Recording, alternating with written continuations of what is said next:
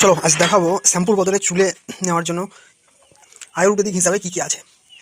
চুল ঝরা কমবে, চুলের উজ্জ্বলতা বাড়বে, এরকম কিছু জিনিস। আমি শ্যাম্পুর বদলে কয়েক বছর ধরে এগুলো ব্যবহার করে আসছি। আমলা পাউডার, এটা ব্রিঙ্গরাজ পাউডার, এটা সিকাকাই, এটা হ্যাবিসকাস, আর এটা হচ্ছে রিঠা পাউডার। এগুলো অ্যামাজন বা ফ্লিপকার্টে পেয়ে যাবে এবং যেগুলোতে আয়ুর্বেদিক দোকান আছে সেগুলোতে পাওয়া যাবে। ঠিক আছে, এইগুলো চুলে ব্যবহার করি আমি এখন শ্যাম্পুর বদলে কয়েক বছর ধরে ব্যবহার করে আসছি। তো এই হ্যাবিসকাস, সিকাকাই, ব্রিঙ্গরাজ আর আমলা যে পরিমাণে নেবো তার থেকে রিঠা পাউডারটা ডবল বা 3 ডবল নিতে পারি। এটা চুলের জন্য খুব সুন্দর, চুল পড়া কমবে, চুলের উজ্জ্বলতা বাড়বে।